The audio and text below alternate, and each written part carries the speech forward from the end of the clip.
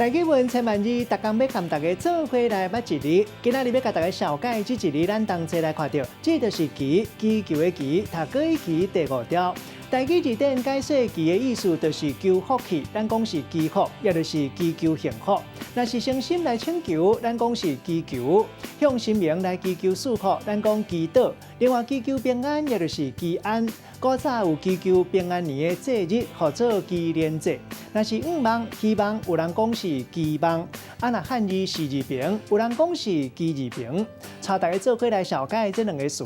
头一个读做祈求，意思就是诚心来请求；第二个词读做祈福，意思是祈求幸福。咱用一句话来举例，甲这2个词夹做伙。譬如讲，做田人拢会去庙里向神明来祈福，特别向天公伯啊祈求保庇风调雨顺、五谷丰收。今仔日小解这一字读做吉，提供予观众朋友来参考。